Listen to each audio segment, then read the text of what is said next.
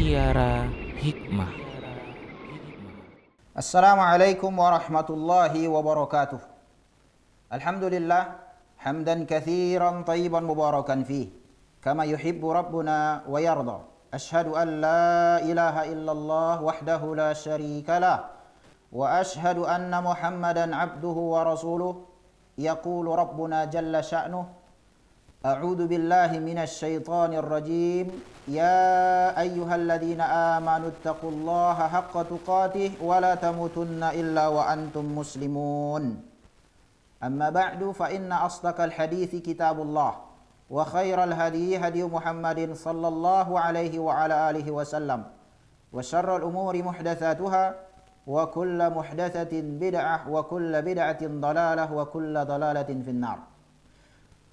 Saudara-saudaraku pemirsa Rosyad TV rahimani wa rahimakumullah, semoga Allah Subhanahu wa taala merahmati kita semua. Rasulullah sallallahu alaihi wasallam bersabda dalam sebuah hadis yang sahih yang dibawakan al-Imam Al-Bukhari dan Muslim, yang sampai jalur sanadnya kepada sahabat yang mulia Muawiyah radhiyallahu taala anhuma. Nabi kita yang mulia alaihi salatu wassalam bersabda, "Man yuridillahu bihi khairan yufaqihu fid din." Barang siapa yang Allah kehendaki kebaikan untuk dirinya, Allah akan pahamkan dia dalam urusan agamanya. Barang siapa yang Allah kehendaki kebaikan bagi dirinya, Allah akan pahamkan orang tersebut dalam urusan agamanya. Hadis ini sangat jelas sekali bahwasanya kalau seseorang Allah tidak menginginkan kebaikan untuk dirinya, dia tidak akan paham dalam masalah agamanya. Meskipun dia itu orang yang mungkin terpandang di komunitasnya, memiliki gelar kesarjanaan yang panjang, memiliki kekayaan yang luar biasa, memiliki kedudukan, jabatan dan seterusnya, tapi tatkala dia tidak memahami agamanya yang dengannya dia beramal kepada Allah tabaraka wa taala, berarti Allah memang tidak menginginkan kebaikan bagi dirinya, bagi orang tersebut. Ya? Rasulullah mengatakan, "Man yuridillahu bihi khairan yufaqih fid din." Fikih. Apa arti fikih di dalam hadis ini? Para ulama mengatakan fikih secara bahasa artinya adalah al-fahm, paham. Itu fikih secara bahasa. Kemudian sebagian ulama dibawakan makna fikih secara istilah, yaitu al-ilmu bil ahkami asy-syar'iyyati al-far'iyyah min adillatiha at-tafsiliyah. Apa artinya? Al-ilmu bil ahkam asy-syar'iyyah al-far'iyyah, atau nanti ada kata yang lain al-amaliyah. Ilmu tentang hukum-hukum syariat yang berkaitan dengan amal yang diambil dari dalil-dalil yang terperinci. Salat amal, dalilnya mana? Wa aqimus shalah, bunyal islamu ala khamsin, syahadati an la ilaha illallah. Kemudian nanti iqamis shalah. Taulah kita salat ibadah, dalilnya ini. Ya, namun menjadi pertanyaan kita, tatkala Rasulullah mengatakan, "Man yuridillahu bihi khairan yufaqihu fid din." Fikih. Yang mana di sini yang dimaksud? Apakah makna umum, lughah, atau makna yang secara khusus di uruf, di kebiasaan, definisi di kalangan para ulama dengan definisi yang kedua? Para ahli ilmu mengatakan yang maksud dengan fikih di dalam hadis ini adalah makna secara lughah, yaitu al-faham. Alasannya apa?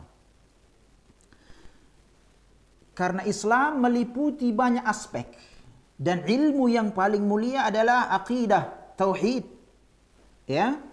Jadi yang dimaksud dengan al-fiqh di dalam hadis ini adalah meliputi seluruh aspek keilmuan yang di dalam Islam, ya akidahnya, ya fiqh, ya muamalat, ya akhlak dan seterusnya. Ya, itu yang diinginkan di dalam hadis ini, bukan dengan makna yang kedua yang berkaitan tentang masalah fikih di kalangan fuqaha, ahli fikih ya. Tetapi kaum muslimin rahimani wa rahimakumullah, pemirsa Rasyad TV, yang dimaksud di sini adalah dengan makna yang umum secara bahasa itu al-fahm. Taib. Man yuridillahu bihi khairan yufaqihu fid din. Fikih dalam agama itu terbagi dua. Nah, ini yang perlu kita petakan, yang perlu kita analisis ya, agar kita bisa mengamalkan atau kita bisa mengamalkan hadis ini dengan baik. Fikih dalam agama terbagi dua. Yang pertama, yang sifatnya fardu ain. Yang kedua, yang sifatnya fardu kifayah. Kalau fardu ain berarti setiap kita yang Allah berikan anugerah taufik hidayah Islam wajib mempelajarinya. Kalau yang berkaitan dengan fardu kifayah, apabila sebagian kaum muslimin telah mempelajarinya, maka gugur kewajiban muslim yang lain. Berarti yang pertama sifatnya wajib bagi setiap kaum muslimin. Apa itu? Tentu fikih yang berkaitan dengan hal-hal yang apabila tanpanya ibadahnya nggak diterima. Yang apabila tanpanya muamalatnya tidak diterima. Itu wajib dipelajari oleh setiap muslim. Bagaimana cara sholat? Sholatnya harus kita pelajari, karena kita yang sholat. Kapan sholat diterima, syarat-syaratnya, rukunnya, kemudian apalagi yang tertinggi dari masalah itu, yang merupakan pondasi ilmu, masalah kepada siapa diberikan sholat tersebut, akidah, tauhid. Maka para ulama mengatakan apa? Syarat diterima ibadah dua, atau sebagian tiga, ya kita ambil yang dua, ya, yaitu apa? Ikhlas. Yang kedua, mutaba'ah. Agar kita bisa ikhlas kepada Allah, itu paham apa? Kita harus mempelajari tauhid. Wajib bagi kita semua mempelajari tauhid. Wajib. Yang merupakan pondasi agama. Kemudian mutaba'ah. Mencontoh, mengikuti, meneladani Nabi yang mulia alaihi salatu wasalam. Agar kita bisa memahami hal itu, kita belajar fikih yang dengan makna yang kedua tadi. Ya. Kita lihat salat itu seperti apa. Nabi mengatakan, "Shallu kama ra'aitumuni usalli." Salatlah kalian sebagaimana kalian melihat aku salat. Kita lihatlah bagaimana keterangan-keterangan salat di dalam hadis-hadis Nabi kita yang mulia alaihi salatu wasalam. Bagaimana Rasulullah sallallahu alaihi wasallam berpuasa yang sebentar lagi kita berpuasa. Bagaimana Rasulullah sallallahu alaihi wasallam dahulu tarawih. Itu perlu kita mempelajari ilmunya. Fardu ain. Ya. Nah, yang kedua, fikih fiddin adalah yang sifatnya fardu kifayah. Tentu adalah hal-hal yang mendukung sebagai sarana untuk mempelajari ilmu syariat ini, yaitu yang berkaitan dengan pemahaman bahasa Arab dan seluruh cabang-cabangnya, pemahaman tentang usulul fikih, pemahaman tentang usul tafsir, pemahaman tentang mustalahul hadis atau usulul hadis dan seterusnya, yang merupakan itu adalah sarana untuk mempelajari ilmu syar'i, ilmu yang sifatnya fardu kifayah, fardu ain. Maka hal ini apabila sebagian dari kaum muslimin telah mempelajarinya, maka sebagian muslim yang lain telah gugur kewajibannya. Namun tatkala Allah berikan seseorang mempelajari yang sifatnya fardu kifayah, Allah berikan dia taufik, Allah mudahkan bagi dia jalan menuju sana, ke arah sana, berarti sungguh Allah telah memberikan kebaikan yang sangat besar kepada orang tersebut. Ya. Rasulullah sallallahu alaihi wasallam, kita kembali kepada hadis. Pemirsa Rasyad TV rahimani wa rahimakumullah. Man yuridillahu bihi khairan yufaqihu fid din. Khairan, kebaikan. Kebaikan apa yang diinginkan di dalam hadis ini? Kebaikan apa yang dimaksudkan dalam hadis ini? Para ahli ilmu mengatakan yang pertama adalah keberkahan dari hadis tersebut. Dia mendapatkan keberkahan dari hadis tersebut. Akhirnya Allah memberikan dia akhirnya Allah menjadikan dia salah seorang yang mempelajari agamanya. Allah berikan taufik bagi dia untuk mempelajari agamanya di saat manusia terlelap, di saat manusia sibuk mempelajari dunia. Kenapa? Karena dalam masalah agama ini yang perlu dimotivasi. Kalau urusan dunia nggak perlu kita suruh orang belajar dunia, dia akan belajar sendiri itu. Oleh karena itu begitu muncul salah satu teknologi, nggak perlu orang tinggi-tinggi sekolahnya, dia akan tahu langsung bagaimana memperbaiki HP, bagaimana memperbaiki telepon, bagaimana memperbaiki alat laptop atau notebook dan seterusnya. Kenapa? Berkaitan dengan ma'isyah kehidupannya. Nggak perlu kita motivasi pun, dengan sendirinya dia akan belajar. Tapi ilmu agama, perlu terus dimotivasi. Padahal dunia tinggal. Ilmu ini yang akan kita bawa. Maka kebaikan di sini Allah adalah dia mendapatkan keberkahan hadis tersebut. Allah berikan dia kebaikan, yakni Allah akan memberikan dia taufik hidayah untuk mempelajari agamanya. Kebaikan yang kedua. Dengan ilmu tersebut, kebaikan kedua ini adalah dia menyembah Allah, beribadah kepada Allah alal basirah, di atas ilmu. Ada bukti ilmiah bahwasanya salat Rasulullah seperti ini. Tatkala dia berada di komoditas tertentu, dia tahu ini adalah sebuah penyimpangan. Bagaimana bermuamalat, dia tahu bagaimana bermuamalat dengan masyarakat. Bukan berarti semua yang datang di masyarakat dia ikuti. Dia tegak di atas al-ilm.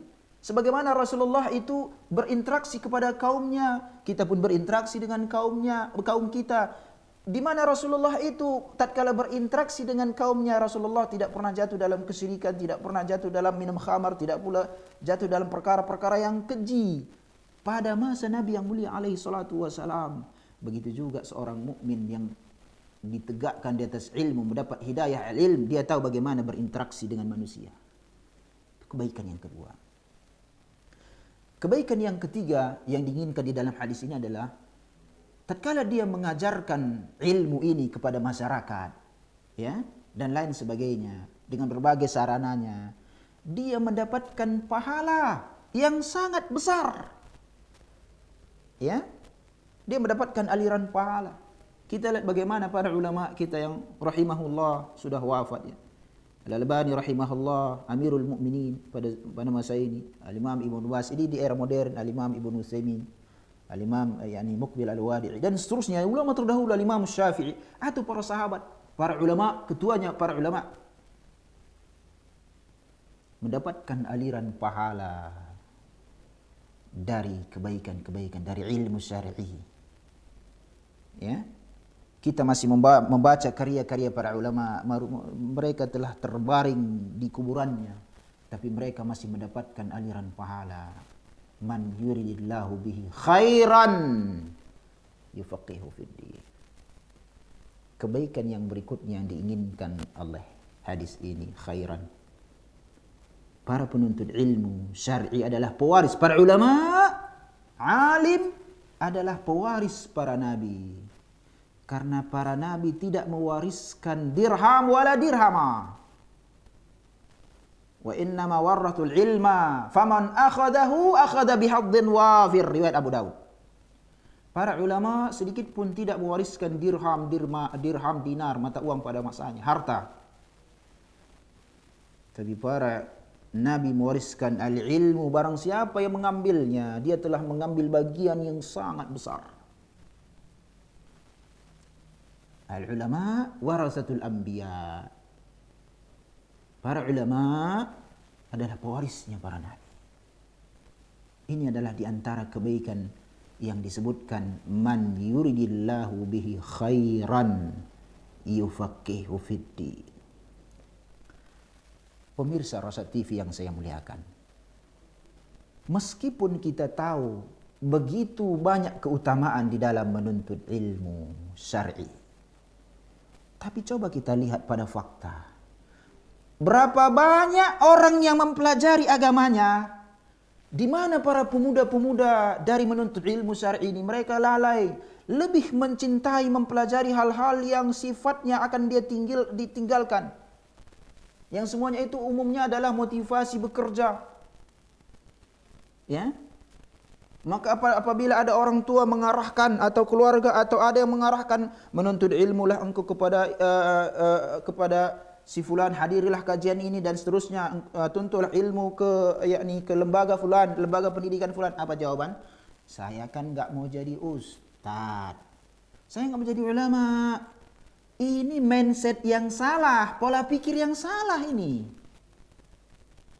Ya. Harus kita tekankan dan pahamkan pada generasi sekarang. Menuntut ilmu syar'i salah kalau tujuannya dalam rangka mencari jadi ustadz atau menjadi ulama. Enggak. Kita menuntut ilmu syar'i ini agar kita bisa beribadah kepada Rabbul Alamin yang kita butuhkan dalam peribadatan kepada Allah. Apapun profesi kita. Bukan supaya menjadi ustadz, keliru, itu salah, itu luruskan niatnya. Kita sholat, kita yang berhaji, kita yang berpuasa, kita yang berzikir, kita yang setiap hari hidup bagaikan ya di mana lingkungan barangkali butuh perbaikan, narkoba di mana-mana, pergaulan luar biasa di segala, butuh ilmu menghadapinya. Bukan supaya jadi ustadz. Salah. Salah. Ya? Oleh karena itu pemirsa Rasa TV rahimani wa rahimakumullah. Mari kita bersama-sama meluruskan niat kita. Mempelajari agama kita ini. Mengajak orang-orang yang kita kenal mempelajari agama kita ini. Memastikan keturunan-keturunan kita mengetahui agamanya. Man yuridillahu bihi khairan yufaqihu fiddin. Jangan kita sempat tertipu dengan sebagian orang yang memiliki kedudukan yang mentereng, kekayaan yang barangkali luar biasa, yang pada saat ini kalau kita lihat sebetulnya adalah berbangga-bangga dengan sesuatu yang dia tidak miliki, kan begitu? Ya, berbangga-bangga dengan sesuatu yang dia tidak miliki. Dengan uang yang kecil bisa mendapatkan mobil yang harganya barangkali ratusan juta. Padahal tadi dia bayarkan sedikit, selebihnya kan cicil. Berarti kan masih utang. Lalu dia berbangga-bangga di segala macam. Kemudian orang terpana dengan hal itu. Dia termotivasi untuk memilikinya juga. Dia nggak tahu bagaimana dia memilikinya. Jangan sempat seperti itu. Yang penting adalah tatkala kita seorang muslim, pahamkah kita terhadap agama kita ini? Karena kewajiban kita beribadah kepada Rabbul Alamin. Wa ma khalaqtul jinna wal insa illa liya'budun. Aku tidak menciptakan jin. Aku tidak menciptakan manusia kecuali beribadah kepadaku. Bagaimana beribadah? Butuh al-ilm. Al-ilm. Dan ilmu ada yang sifatnya fardu ain, wajib bagi kita mempelajarinya. Ada yang sifatnya fardu kifayah. Yang barang siapa Allah anugerahkan dia ke arah ini, Allah telah menganugerahkan dia kebaikan yang sangat besar. Demikian, mudah-mudahan bermanfaat. Aqulu qouli hadza wa astaghfirullah li wa lakum wa sallallahu wa sallama ala nabiyyina Muhammad wallahu a'lam. Assalamualaikum warahmatullahi wabarakatuh.